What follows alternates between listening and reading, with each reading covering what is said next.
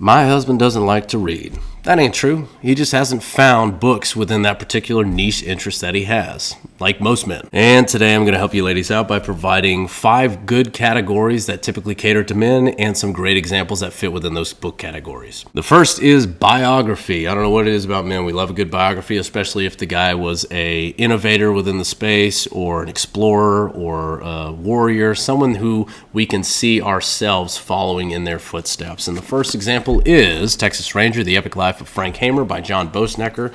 It's the complete chronicled life of Frank Hamer, who lived during the late 19th and early 20th century. He was a Texas Ranger, a lawman, put his neck out on the line, engaged in gunfights multiple times with criminals and outlaws. Epic story, just like the title says, and I think your husband would love it. Next example here is Leonardo da Vinci by Walter Isaacson. Walter Isaacson is a fantastic biographer. He also did biographies on Steve Jobs and Albert Einstein. This one in particular talks about the birth of the Renaissance and Leonardo da Vinci's crucial part of that series, or of that time period. Our next example is Johnny Cash, The Life. Let's see, I always forget the author, by Robert Hilburn. This is a very detailed account of a legendary musician, Johnny Cash, who's one of the only people, I think the only person to be inducted into multiple musical halls of fame, including the Folk Hall of Fame, Country Hall of Fame, and Rock and Roll Hall of Fame. So devout Christian at the end of his life, but lived a very reckless life in his younger years. So a lot of men can kind of identify themselves in that story. So the next example for biographies is Washington by Ron Chernow. Chernow has also done multiple biographies, mostly of the American Revolutionary time.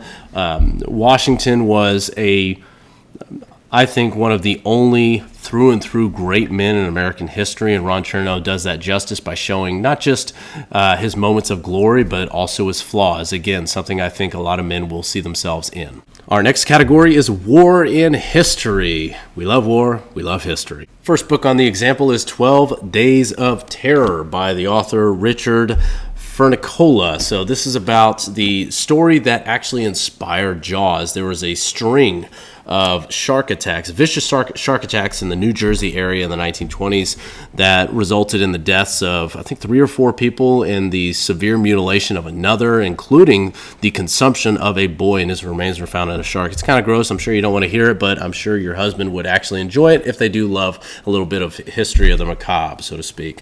So our next example is Flags of Our Fathers. This was one of my all-time favorite books regarding World War II. It's about the fight to take Iwo Jima by American soldiers, mainly American Marines and the U.S. Navy. This was one of Japan's last stands. This was them defending their home territory, and it was a brutal inch by inch, foot by foot, yard by yard, grueling battle. It was a meat grinder. It was one of the only battles in which Americans lost vastly more lives than our enemy and still managed to pull off the win. So, great book. It's by James Bradley, the son of one of the men who raised that flag. The next book is Marine, The Life of Chesty Puller, the most decorated Marine in history, by Burke Davis. I read this when I was a kid, and it just held my interest, which is strange because most kids typically don't read biographies, but he served in multiple theaters of war, and again, most decorated Marine in history, a man that was full of grit, full of decisive action, was a true leader among his men. So a lot of men will look at that and see a source of inspiration. In Harm's Way is my next example by Doug Stanton. A little bit older of a book, but it chronicles the USS Indianapolis and the survivors of it. So this was a ship that was delivering, I believe it was the plans or some sort of crucial communication regarding the atomic bomb. So because it had such top secret information, no one else, including the United States, was aware of this ship's existence other than a handful of people. So when this ship was sunk by a Japanese kamikaze plane, no one was sent to rescue them. And so these men were stranded out in the open ocean for days and days and slowly dying of exposure and sharks. And it's a terrifying story, but it's very intriguing history. Next book is The Indifferent Stars Above by Daniel James Brown. This is about the settlers, the incredibly brave settlers that traveled along the Oregon Trail, and they were split into two different groups. The ones that kicked up towards Oregon, and then some that kicked towards California. Now, the ones that kicked towards California, that was based on kind of the salesmanship of a particular man that claimed that he had explored the area.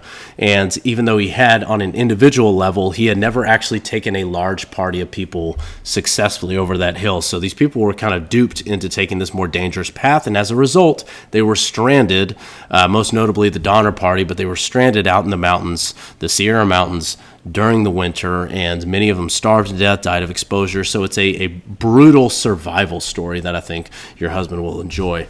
The next we're gonna get even darker is Ordinary Men by Christopher R. Browning. This is about the Battalion 101, the Reserve Police Battalion by the Nazis. These were normal guys that had normal jobs, but during World War II, they were selected for this particular battalion. And as you can imagine, they were tasked to do the terrible things in war.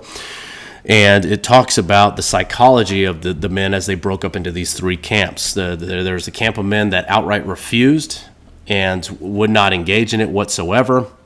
And so these were men that did not last in the unit. There was a group of people that were very hesitant to do it, but they kind of stuck to the bare minimum of their horrible job duties. And then there was this final niche of men that became full-throated supporters of this mission and embraced even the most terrifying aspects of their job. Our next category is sports on a much lighter note, and our first example is The Junction Boys by Jim Dent. So this is the story of Paul Bear Bryant and his first team with Texas A&M, and I think it was 1954, and he takes this ragtag group of guys, brings them to Junction, Texas, and for 10 days puts them through an absolutely horrendous series of hardcore workouts in the Texas sun, which toughens them up to a level where they're able to become this top-tier team that even in the last years of his life, Paul Bear Bryant always admired this particular group of guys more than any other. Next book is Cinderella Man by Jeremy Schaap. This is about the truly inspirational story of James J. Braddock, who went from being a top-tier heavyweight boxing fighter to being on welfare. He was hit by the Great Depression, had a series of bad luck, broke his hand, suffered some tough losses, and through the tireless work of his manager, Joe Gould, he was able to get a couple fights here and there, was able to strengthen himself, get into shape, and eventually became the heavyweight champion in the 1920s. Next example is The Mick by Mickey Mantle with some help by Herb Gluck. This is about the life of Mickey Mantle, epic Yankee outfielder, switch hitter, home run hitter, and just a all-around American classic. I can't think of a single guy that wouldn't enjoy reading about the life of Mickey Mantle. Next example, Friday Night Lights by H.G. Bissinger. I always forget that name. It's a bit of a tongue twister, but this is your classic Texas football story. It follows a 1980s era Permian high school team, the Permian Panthers, and it's basically a snapshot into Texas high school football culture. And even someone that didn't play high school football, that isn't particularly interested in it, the story itself is really interesting. These young men that are put up on a pedestal and they're having to rise to the occasion is quite inspiring. Our last book in the sports category is Throwing Heat by Nolan Ryan. This is about the incredible longevity power and strength of one of the greatest pitchers in all of MLB history. Nolan Ryan came out of Alvin, Texas. It's about a little bit about his upbringing. He talks about some of that, his mentality going into games, a little bit of his life story, playing for teams like the Angels, the Mets, the Astros, the Rangers, and again, you're not going to find too many sports figures that have broken as many records as he did, most notably his 7 no-hitters. And that one's a fun read all around. Our next category is dry information reading. So if your husband is someone that typically likes to read a lot of dense, dry information, he may like Stephen Meyer's The Return of the God Hypothesis. This talks about a lot of scientific discoveries that Meyer goes over one by one, and how these point to the potential of a divine creator rather than just blind science. The next is Jordan B. Peterson's 12 Rules for Life. This exploded back in, I think it was 2017, 2018 when it first came out, and it's basically a series of philosophical explanations for why we should live our lives according to a couple of basic principles. And I found it inspiring. It's very dense. It was kind of hard for me to digest, but if your husband likes those kind of dense philosophical reads, he'll enjoy it. The last final one is Intellectuals in Society by Thomas Sowell. Thomas Sowell is an economist, and in this book he details how society has been manipulated over decades, over centuries, based on the beliefs held by a few top-tier intellectuals who do not suffer the consequences of their own bad ideas. And so there's a lot of theory, a lot of history, a lot of social sciences that are put into this book. And again, it's a dry read, but I found it pretty fascinating. Finally, on the off chance that your husband wants something in the fiction category, we're going to start off with a little bit of a classic, Crime and Punishment by Fyodor Dostoevsky. This is assigned in some high schools, but it's basically about man's struggle with morality. He believes that he is above morality, this man, and so he believes because God doesn't exist, there is no morality, well, man can make up his own morality. So he tests this theory by committing what he sees as the ultimate sin according to the traditional morality, which is murder. So he murders an innocent person and deals with the moral fallout. So it's incredibly enlightening read on a moral and spiritual level. Thomas Harris's The Red Dragon. This was turned into a movie with Edward Norton. That's if your husband has an interest in those kind of crime stories, detective stories. It's a dry read, but I got a kick out of it. I even like the sequel, The Silence of the Lambs, which also became a Academy Award-winning movie. Next one is No Country for Old Men by Cormac McCarthy. I'm a big fan of McCarthy's. I like his writing style. It's very different. For one thing, Cormac McCarthy is not a fan of using punctuation, quotation marks. It's very stripped down, so it's a visceral read that forces you to dive into the story without getting distracted by certain literary flourishes. It's very plain.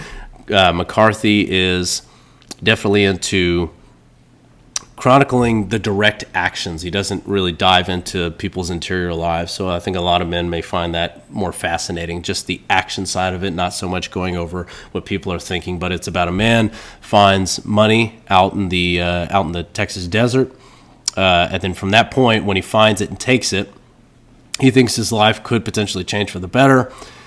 Not so much. Our next book is Michael Crichton's Jurassic Park. This is a classic. Obviously, no one hasn't heard of Jurassic Park. What guy doesn't like dinosaurs? And it's some good science fiction. Michael Crichton does write great science fiction. Next one, another Cormac McCarthy book, The Road. This one also became an Academy Award-winning movie.